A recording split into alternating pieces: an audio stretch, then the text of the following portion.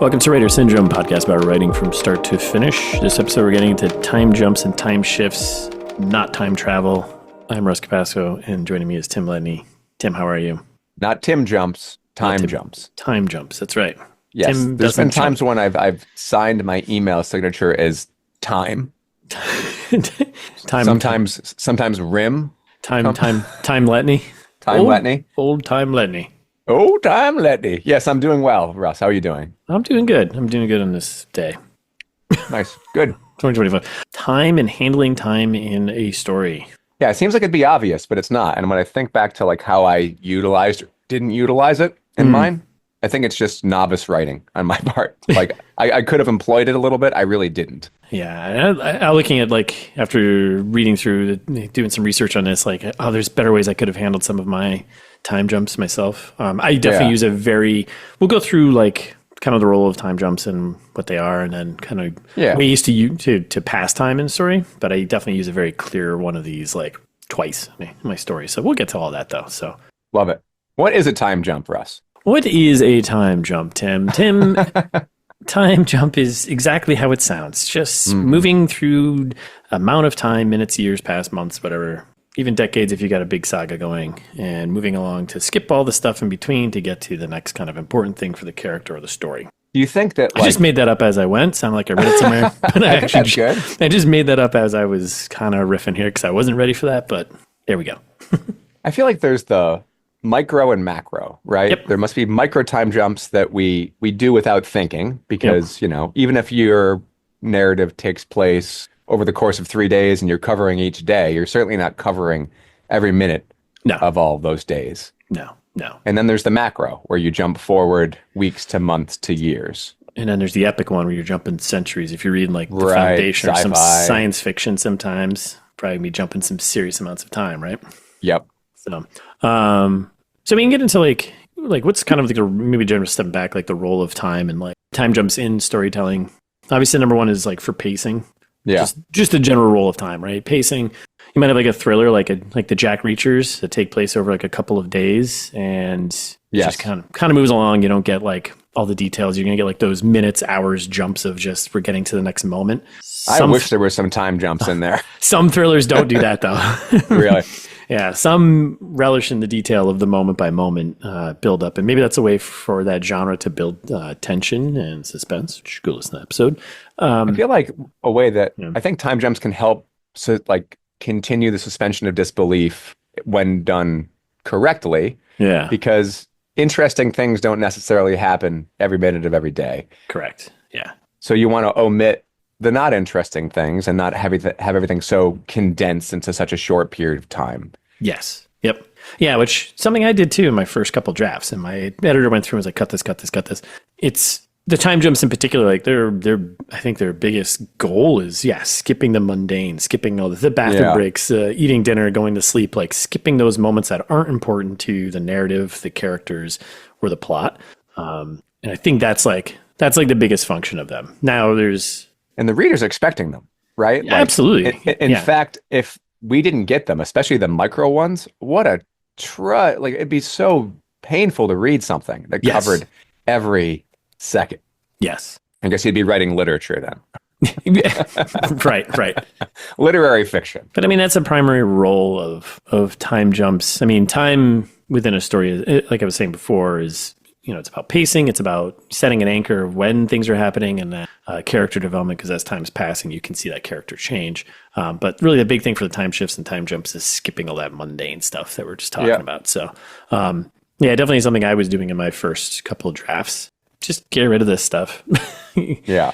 You don't need to know that they're eating dinner. It's not important. Get rid of it. In the same respect, and you'll probably get to this, but I would imagine they should be used sparingly. Yeah, we'll get to that. I think let's get into ways to pass time. Staring at a wall, watching grass grow, watch paint dry, play video games. So ways to pass time, to do these, to handle these like time shifts and time jumps. one of the obvious ones is just like subtle cues, subtle description cues, right? You don't have to actually say that summer gave way to fall or something like that. You can actually describe the setting, temperature changes, get into like the more of the details. But now I'm talking more from like the narrator's, description, setting description, like the beginning of the chapter or this time jump saying. How would you do that if you're in limited third? You would be something like a character would notice. I guess descriptions like they got on their winter boots or something. Or... Yeah, exactly. Yeah. Put on the gloves, put on a jacket. I'm actually dealing with that in the current book I'm working on because it takes place in the winter. So you're saying you should show and not tell. That's what jumps. That's if there's a running theme for every single episode we've ever done. Show, don't tell. So that's one way, right? Using description cues of the setting and the time itself. And this is one I've actually used in my book is just having clear time markers, just real simple, state it quick and brief, usually at the beginning of the chapter or whatever, or scene. Kind of keeps the reader a little more grounded, a little more focused. Like don't have to think about what time or what day we're in if it's not that important. And just being like, this amount of time has passed. It's been 2 weeks since or whatever. You could do the description or even dialogue, which we'll get to next. But one thing I was seeing about this and thinking about this, because I use this is the one I use. I have two very clear time jumps in my story. It's only 2 weeks. It's the end of the first chapter, which takes place like 2 weeks in the future. And then I just like, hey, 2 weeks, before or whatever. And at the very end, the last chapter, I say like, oh, 2 weeks has passed. And it's from the narrator's POV. And that's it. Those are the only two times I use it. I think using this method like too much makes it feel more like you've just stitched together a bunch of scenes versus telling a narrative, right? I don't use it. I use it once in my epilogue that I will not call an epilogue, where it jumps forward maybe a month or so. Yeah. Just to show time pass. But the idea for my book, like as far as macro time jumps for the first one, I really wanted it to take place in just a few days. Yeah. Kind of like your Jack Reacher. So there was this sense of urgency. But to get to the next step and to get to where the story has to go for the epilogue, I needed to jump forward a little bit. Yeah. So you use actually like a time marker. You're pretty clear of saying like... I'm super clear about it. Yeah. And then same thing with the next one that I'm planning. Like there will be months of skipping here and there. Yeah, I think my next one, again, because it's a thriller, so my time... thrillers can take place over years too, but mine in particular would be taking place over maybe a couple of weeks again. If there is like a significant amount of time jump, I'm probably going to bake it. Like now reading this and doing some research on this, I'm like, oh, even those clear markers I did, except for like the first one, because I needed to just say like right off the bat, be like this, because this definitely takes place later in the story and then you need to be 2 weeks earlier kind of moment like that. I had that scenario and that setup, I had to do that. Yeah.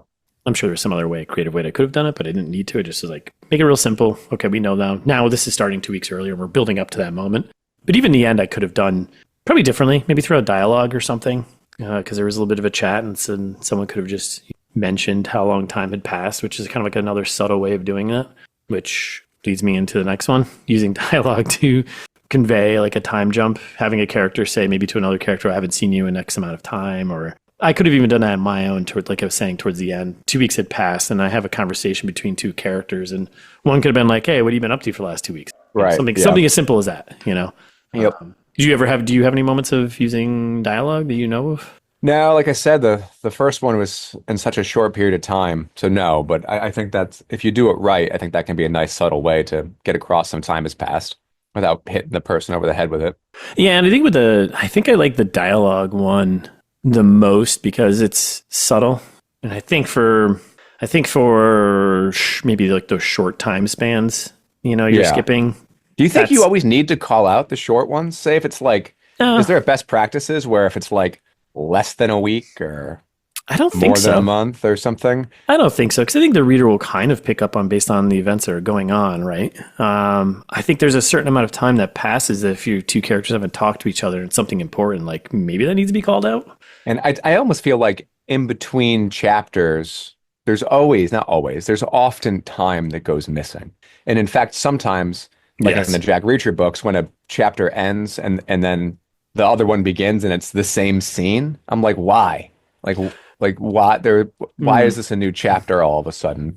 I I always see chapters as like scenes, so I see them as cuts. So if something's missing in between, which I guess isn't always the case, but it's a way that I think you can use the pacing and structure of your chapters. Yeah, absolutely. I think, I don't know if there's a hard, fast rule though, coming back to like, I don't think there is. I think it's just kind of, again, what fits the story and what's necessary to let the reader know. If readers are paying attention, which a lot of them are, and they're pretty on point, they're going to be like, wait, we haven't talked to this character in a while. Where have they been? You know, I think dialogue is a great way of kind of allowing readers to build their own timeline. Yeah.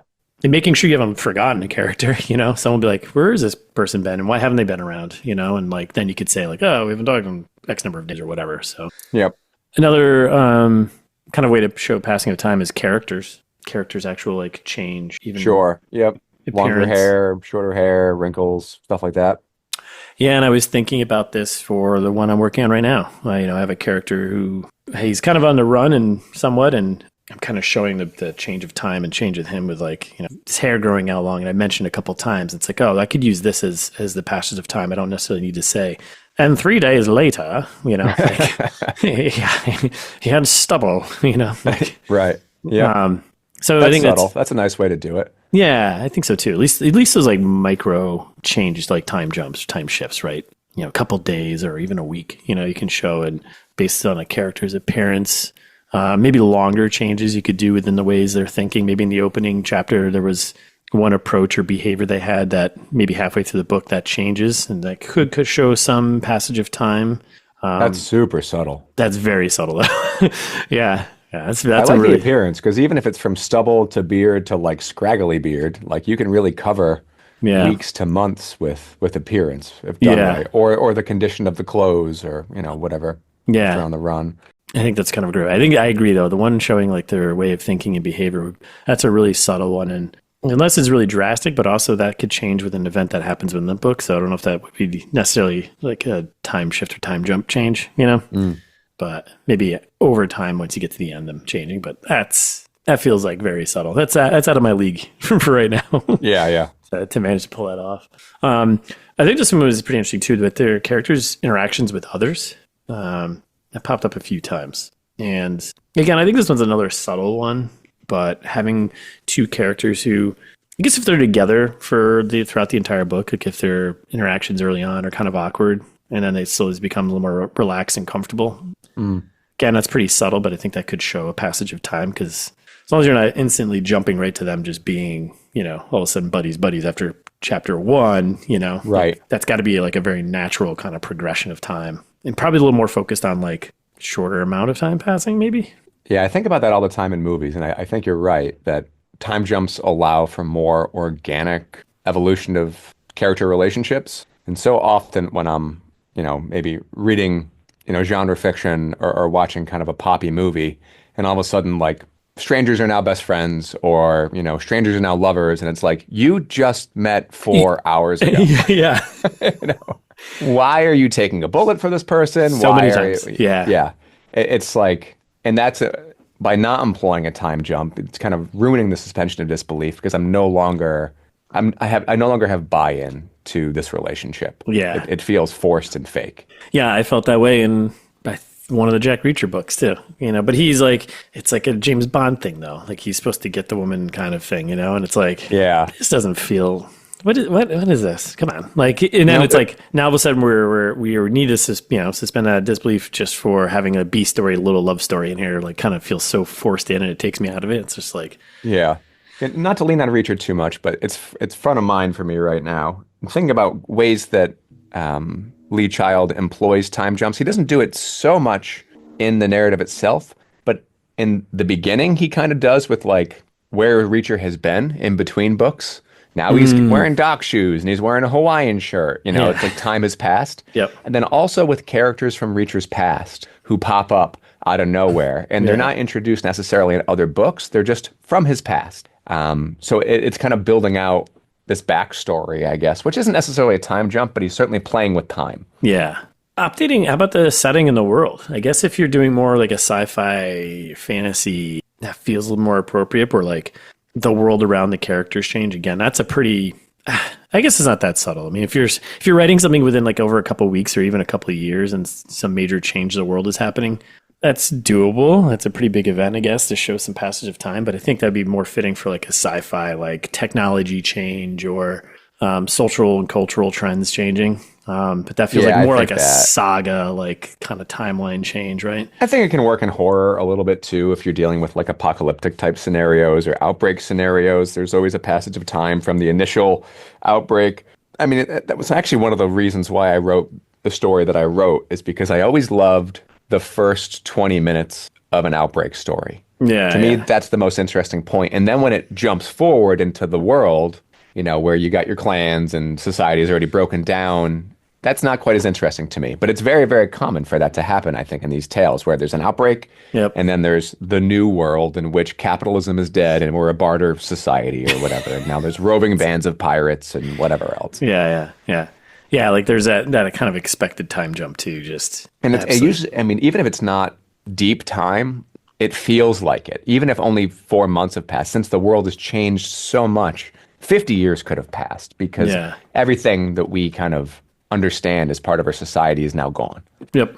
Which to me is a little boring. Yeah. I like the lost moment of it, you know. So I'm going to group a bunch of these together here. And I don't know, I want to see how you feel about this. So maybe we should talk about, because we already did prologues. You should go listen to that episode too. But prologues, flashbacks, flash forwards, time lapses. Maybe we just kind of tackle all four of those monsters. Oh, wow. Okay. These all sound like separate episodes. Yeah. Well, I think in terms of like, I think it's interesting because you and I both picked up on one article. I think it was from a Jane Friedman article. I'll include all the links that we were kind of digging through in the notes. But like one of their comments that the author of the article had talked about was like not having any time jumps or time shifts within like your first like 10th of the story or something, right? Or first 5 pages, which I kind of buy. But if you're using a prologue, like most of the times prologues are used to show some event that's important to the current story or character that happened at a different time, right? Either way in the past, typically way in the past, or way in the future. Yeah, at some point in time. I mean, think about being distracted from the current moment. What did we just read? You just read it. Salem's Lot. Oh yeah, yes. That's a flash forward. Yes, that's right. Right to start. That's right. Yeah. Same thing with Ghost Story. They employ very, very similar techniques where it's pretty much the end of the book, and then it's like a how did we get there mystery. And I wonder if that's why people don't like prologues. You know, I think those authors are doing it to build suspense at varying degrees of success. To me, it spoils a little bit, at least if you're going to put those characters in any kind of mortal danger. Yeah. You already know that they get out because you've read the prologue. Yep. If you're a good reader and you read prologues instead of skipping them. Yeah. So yeah, I feel like it's a mileage may vary thing. I think it's maybe a good hook, but it could be a disservice to tension and suspense later on. Yeah, so I have one for my next book, and I don't think I'm gonna see what the editor thinks, but I'm going to fight tooth and nail to keep it because I think it serves a couple of purposes. Mine takes place 20 years in the past. Oh wow! And it's a scene that is, I think I'm using it to set up a lot of things. It's to set up the kind of expectation actually of the actual story, like what's the promise I'm making to the reader in a way. And it sets up character behaviors. It sets up character relationships, which I think are really important. And it also sets up a little bit of a kind of twist that'll happen later on. So is there a reason why you decided to employ a prologue flashback as opposed to like backstory inside of because the story itself? Because again, I think the key thing is that it sets up the promise of what actually is going to be solved at the end of the story. Like there's going to be other things going on in the backdrop, but like that is the core. Like that's going to be the thing that's going to be figured out by the end. And it's got to be there. It's got to start there. I can't do it. I can't do it as like it covers too much. It's too important for like again the promise and character behaviors and character relationships later on. That I couldn't do it in like a flashback memory like halfway through because then it wouldn't have the same impact. Okay. And I think it also creates like this, hopefully, if I do this right, it'll create this maybe you're rooting for the wrong person type of thing. So then how are you transitioning from prologue to chapter 1? How are you dealing with that time skip? 20 years later. Yeah, I mean, honestly, I kind of have to. It's either that or I do it in the beginning of the prologue. I mean, you could just do the character descriptions like you're talking about if you're dealing with the same character. Possibly. That's gonna be what I'm going to figure out throughout revisions, because I could literally just do the simple, you know what I like? Time marker, the healing of a wound. That's nice. The healing of a wound? That's a good way to pass time. You get a wound and then it's a scar. There you go. How much time passed? I actually don't think now thinking about it, I actually don't think I need to do anything. I think I could just do this scene. I don't think I need to do a time marker or anything. I think as the story progresses, you're going to figure out that scene took place X amount of years ago. You think so? I think so. I don't think is your first chapter, is it dealing with the same character as the prologue? I can't remember. I'm like 70% through. Tim, I'm 70% through like the first draft, and I haven't looked back. So I'm pretty sure my first chapter. We can talk about it when I read the beta. I personally feel like if you're dealing with a prologue that takes place really far in the past, and it's the same character that's going to be in chapter 1, I think the reader will be confused if there isn't a clear delineation between the two. Yeah, actually, it is.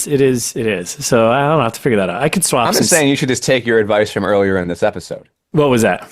Employ the passage of time, like employ tools to get across the passage of time, whether that be setting descriptions, character descriptions, dialogue, whatever else. I wouldn't leave it to the reader to guess. Yeah, I mean, if I were going to do one, I think I would just do the clear time marker like I did in the first one. Okay. I mean, that's what I was planning on doing, and that's what I already did. I was just like, 20 years later, like just right off the bat, like done. Okay, now we're in the present, and then that's it. Yeah. I'd either do that, or I could potentially just leave that out, and then it's another mystery for people to figure out what the hell is this moment about, and then it's going to make sense at the end. So, yeah. I always think back to what Stephen King said, or I'm paraphrasing, but that the reader is essentially walking through mud. Yeah. And it's so hard to keep everything straight that we want to do everything we possibly can to help them along. Yeah. They're already confused. I feel like, I don't know. I feel like a lot of people are I don't know. I guess it depends on the reader. But you know what? You are dealing in a genre, in talking about genre expectations, that people expect a degree of this because there is mystery, espionage, intrigue. Yeah. Yeah. I'm not dealing in that. Yeah. So I think, like, again, I could go two different routes, but now that I'm thinking more about it, like, I guess my first inclination would just be like, just do the clear, simple time mark at the start of the next chapter. Be like, 20 years later, boom, done.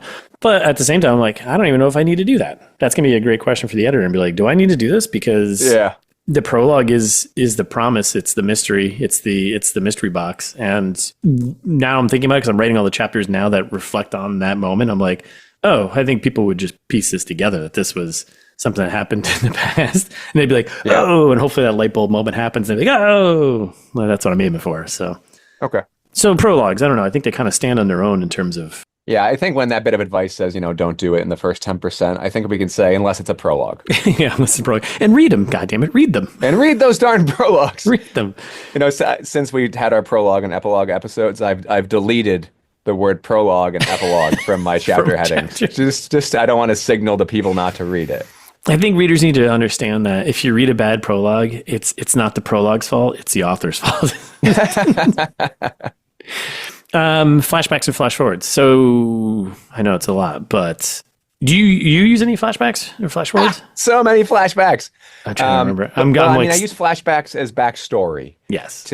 Like I said before, my brain just likes to make them, and then I have to go and edit them down. And I've probably kept a third of the ones that I wrote, and I only kept the ones that had impact on either the story or like the character motivations through the story. Yeah. So I really took a knife to some of the backstory that I wrote and some of the flashbacks that I wrote, unless it kind of came back around and had some catharsis moment. Those are the ones I kept. Yeah.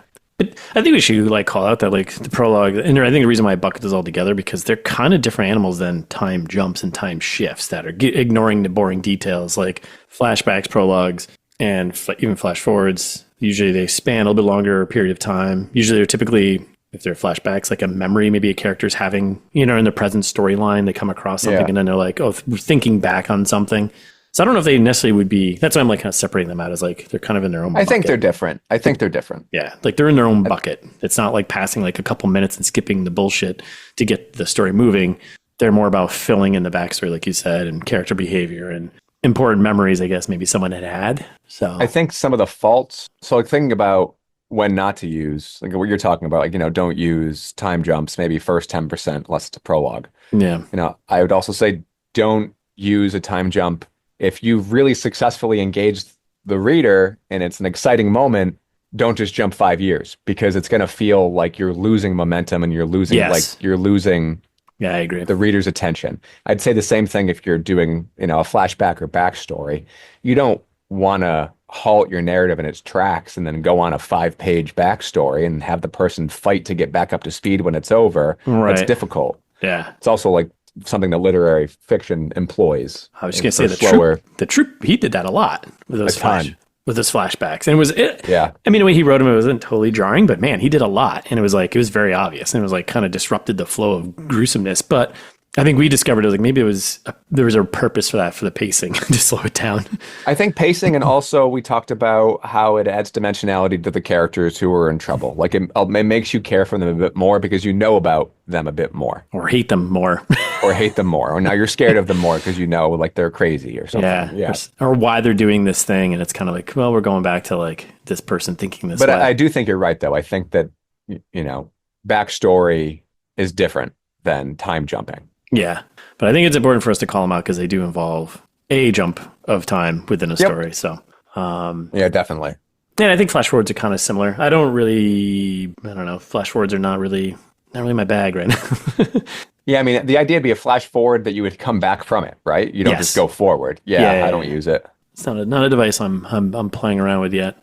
I can't even think of how you would do it successfly in something that's not a time travel story. I don't know how to. I can't even picture it. All I could picture is Lost, the TV show. There's a lot of flash forwards. We have to go back to the island. No, don't go back. Yeah, a bunch of flash forwards. We said before. You know what it did? It just confused people. Yeah. for the sake of being cool.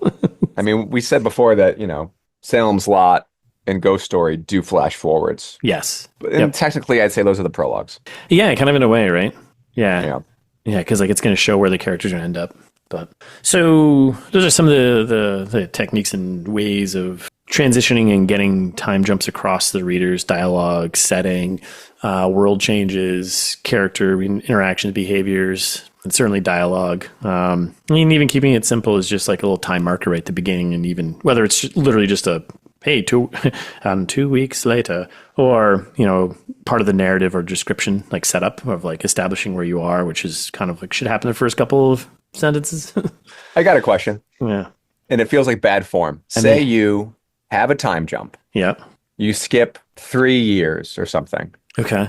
And now you're at present day and you have a flashback to something that happened in those 3 years. Jesus, Tim. Yeah, I don't know why not.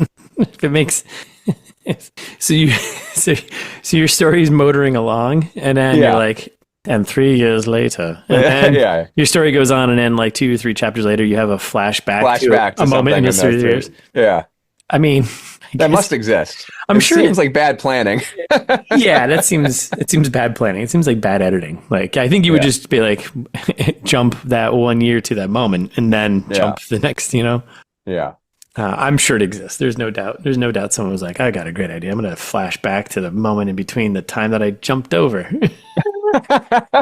Like, what? Oh my God, that's so in the weeds. It's like Inception. Yeah, it's confusing readers just for the sake. And then inside of that time jump flashback, you have a dream sequence. Oh my God, that flash forwards to what's going to happen. That flash forwards to what's going to happen later. That's just being mean. Yeah, the poor reader. Oh.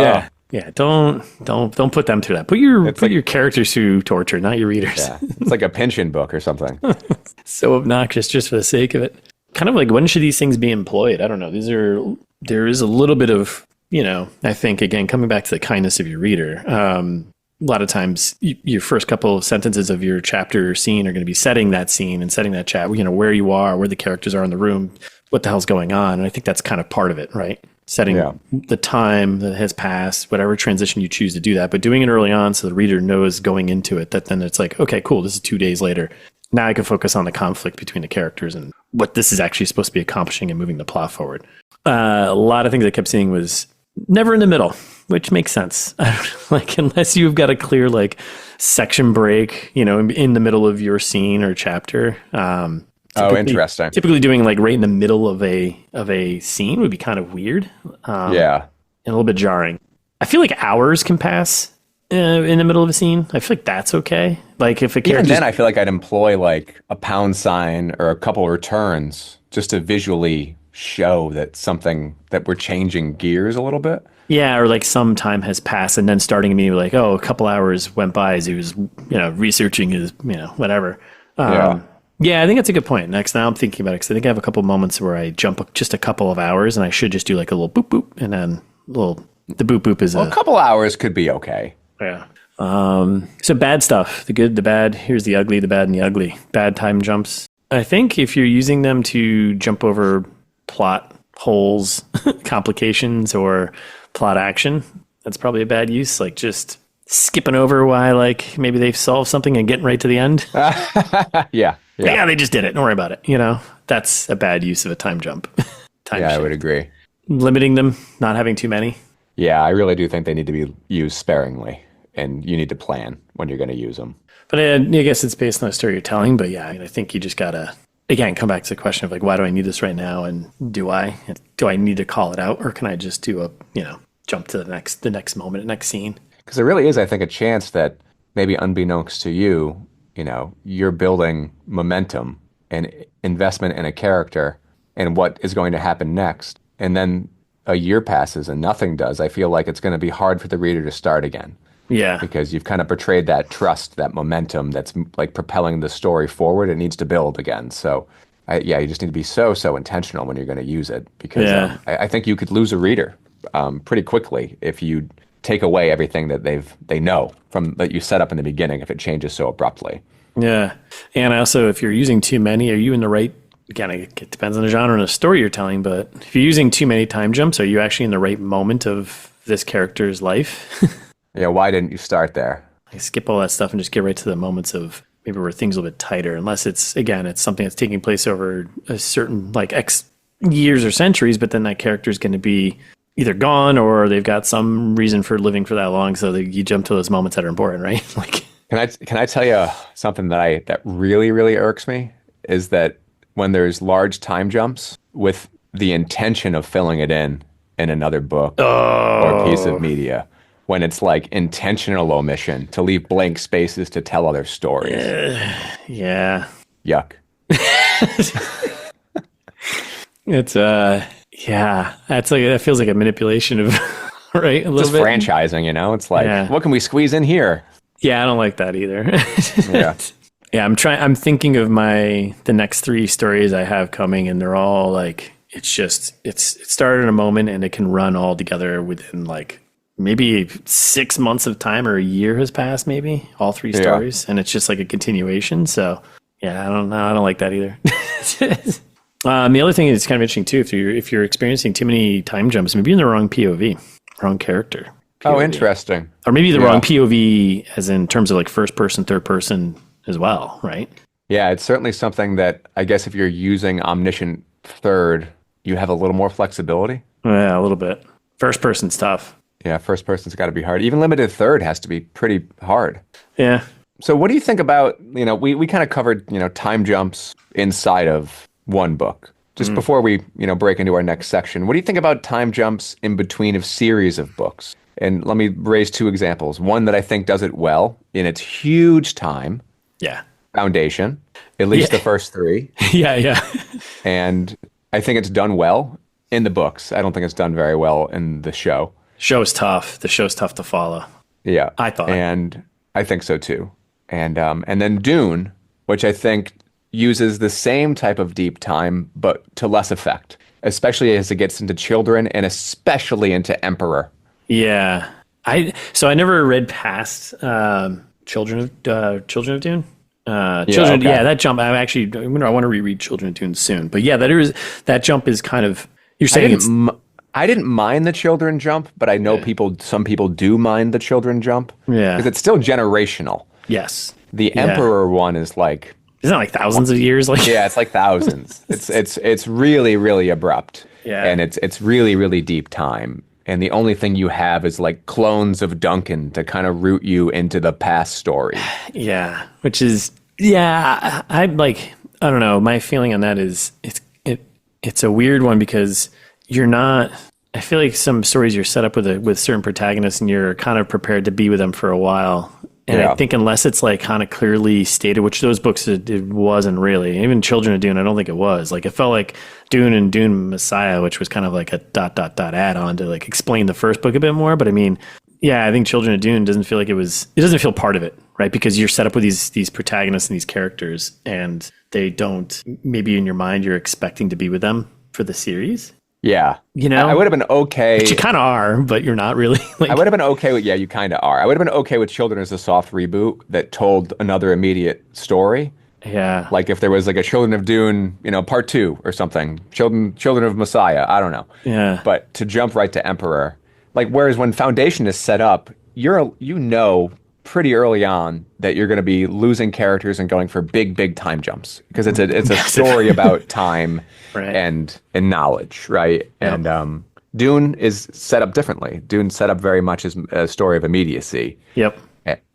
In that moment too, because like the way, like coming back to like if you're jumping too much time, maybe you're in the wrong time of the character, but like the first book and even Messiah, like there's a little bit more in the important moments of the character's life, right? Like yeah. I mean, Messiah, I guess, jumps a little bit, but I mean, yeah, like later. And there are time jumps like inside of Dune itself, like from Paul getting, accepted into the Freeman, or actually not really, from Paul kind of being introduced and then from Paul going into acceptance. Like months of time pass pretty quickly. Yep. I don't know how Herbert did it, though. I don't recall. It's been forever since I've read it. I don't think he calls it out. I think it just kind of happens. Yeah, it just kind of happens. I mean, he gets in a lot of detail in the books, so it's, and just, I think he used a lot of the character change, like that subtle, like character learning something. So it's like almost like skipping a montage type thing, but all of a sudden he's got this knowledge, like, oh, clearly a large amount of time has passed because now he's gone from knowing nothing to knowing even more about the people he's with and their culture and stuff like that. So I think that's how he kind of uses it, but that can lose a reader, especially in a 700-page book, 600-page book, Yep. But yeah, I think that's kind of interesting with over a series, handling those time jumps. I'm even trying to think of, I think those are good examples of extreme opposites in terms of how they handle it and what your expectations are, Similar genre. Yeah. And I mean, sci-fi, I guess, has like there's a little bit of an expectation of things kind of bouncing all over the place a little bit. I mean, I'm trying to think of like the Expanse series. That's a pretty good one where that takes place. Oh, yeah. Like that takes place over, I don't know how many years, but it's a long time. He goes from young guy. I mean, if we're talking about, protagonist there, he goes from young guy to like Holden. Holden, young guy to like old guy, kind of, Yeah. Towards the end. I never finished that. I made it as far as shit. I don't even remember. I don't know. Yeah, I think third or fourth one. I think I finished all the core books. But yeah, like there's a point where he's in prison for a while, and you kind of jump quite a few years ahead where he's an old guy, and it's. I mean, even with inside those books, you're jumping time every time you're on a spaceship for the most part. Like a lot of time is passing when you're going from Ganymede to Mars or wherever. Yeah. And they're just skipping over it because it's once again, and that's why I'll go back to that. It's time jumps are employed often, like the micro ones in that case, and I think the readers are generally accepting and expect them. Yep. That you don't always need to call out. I think just be very intentional when you're calling out or not, because I really do think they're expected in stories like that. Yeah. Yeah, no, I agree. It wasn't like they slept for 7 months while in deep space and, Yeah, that was it. But now you can awake from hypersleep, and then there's the inference that time has passed. And I know, like on the micro version of that, like in a Thriller or something, he took a flight, he took a bus or whatever, and hours later, or whatever, you know what I mean? Like that's the kind of the same equivalent of like, that just smaller time passing. So getting that across. But so that's time. That's all of it. We solved time travel. We solved time jumps, time shifts, time lapses. Yes. Did we get after time. Time after time. Cyndi Lauper. We solved it all. Anything else? No, it's just something that I'm going to keep in mind with my next book and try to employ it intentionally and not overdo it. Likewise. Yeah, I'm thinking more and more about it now because this next book with multiple characters kind of moving towards the same thing, making sure they're on the same amount of time that has passed because they're technically running parallel, making sure it's clear that one character's gotten somewhere before the other one by maybe a couple of days needs to be pretty clear. So yeah. And I'll tell you, like, you're not wrong to bring up backstory and time jumps, because I think as you're writing or planning, they can go either way. Like, I had a chapter planned for this next book that took place during a funeral. Okay. And I was like, do I need a whole chapter here? And the answer was no. It's like I can employ a bit of a backstory for a paragraph or two later in the story to fill that in. Yeah. Because it would just be too slow. Like not enough was happening to justify an entire chapter. So I nixed it. But some of the information needs to be told. I guess I'm all for just making it as easy as possible on the reader without calling attention to the writer. That's my goal. After having this conversation and thinking about all these things, I think I'm going to start paying more attention to rolling that into like dialogue. To me, that feels a little more natural for me to do, but also feels a little more subtle.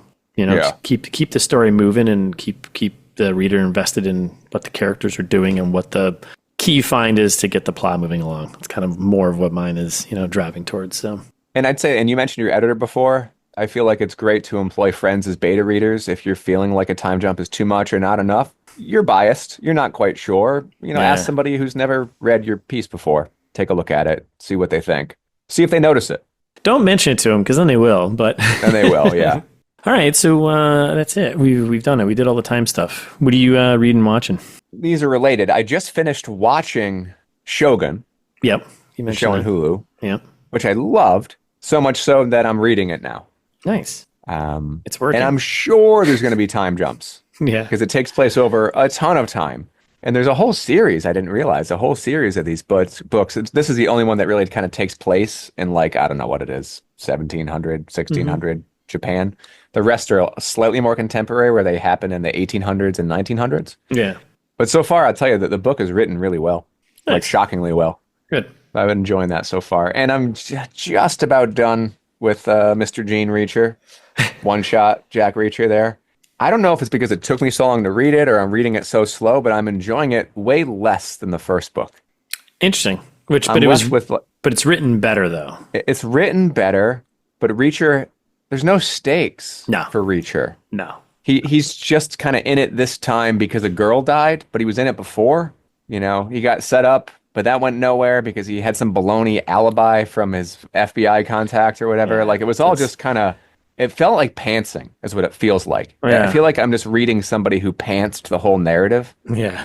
Just to get to where I am now, which is the raid on the house, which I'm sure will be cool, but it feels like everything has led to this moment, and I don't know why we're here. I guess because we have to save the princess in the castle because, James Barr's sister was abducted, but there's no reason for her to be abducted because they're just trying to bully her into not testifying or something. I don't know. And I'm so tired of Sheryl Crow, and they keep name dropping Sheryl Crow. Every day is a winding road. Do they really? I can't remember. Oh, Reacher listens to it like 7 times. Oh, that's right. He does, doesn't he? And since we've since learned that you can't use song lyrics, they keep using the title, which is also the chorus, in italics. And now it's stuck in my head. But now they use it as a distraction to like distract the Russians. I don't know. Too much Sheryl Crow, not enough plot. Not enough planning. Too much Sheryl Crow, too many Russians. Okay, got it. That's fair. Yeah, I mean, I really liked Act 1 of this. Yeah. And as Act 2 got going, I was like, okay. And it was just kind of long and boring and a lot of details. But even there's been not to keep ranting, there's been no action really yet. So I'm 89% through the book. And Jack Reacher has done nothing but hide behind corners, change his clothes, stand in the dark. Welcome to the world. He hasn't done anything. Welcome to the world of thrillers. He lumbers around. Yeah. Slowly. Anyway. Goes to the pawn shop and gets stuff with his $2. Yeah, he gets his hair cut again. Yeah, he's basically just a vagrant walking around. Gets arrested again. Yeah. Hey, Jack, how about you just go get a job? Yeah, get a job. Go get a job. You obviously like to be productive. Yeah. Go get a job, would you?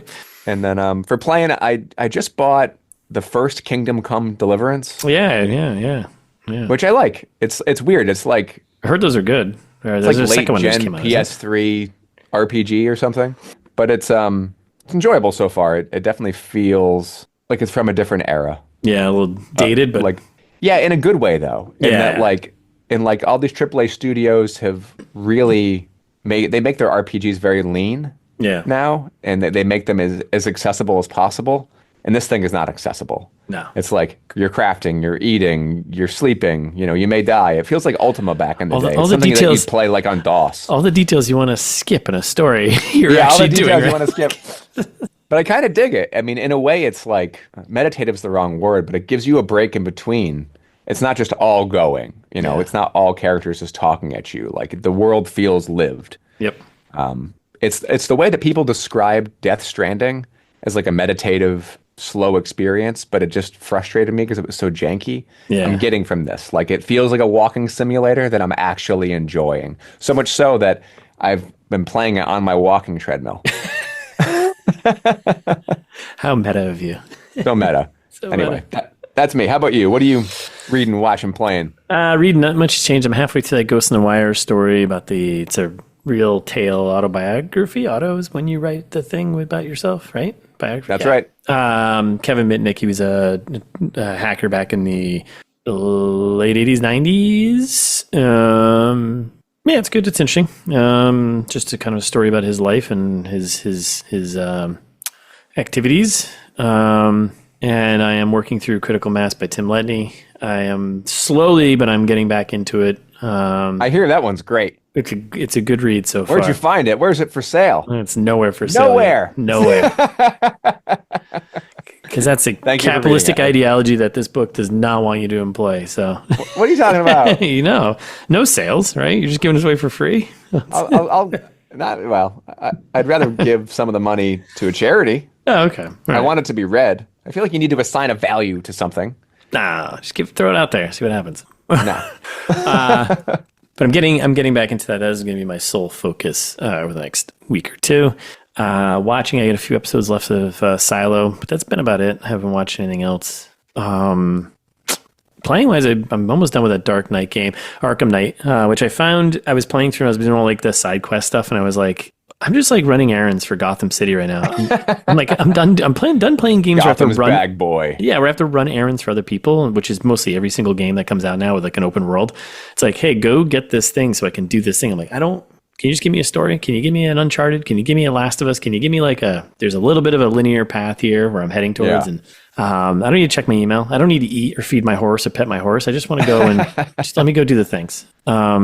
But Arkham Knight it's fun. It's really good. But I've decided just to skip all the other side stuff because I'm like, what am I doing? Let me just finish the story and move on. Similar to your Kingdom Come Deliverance game there, I'm still playing the Octopath Traveler. The first one came out in 2018. I'm like heavily back into it and cruising along now.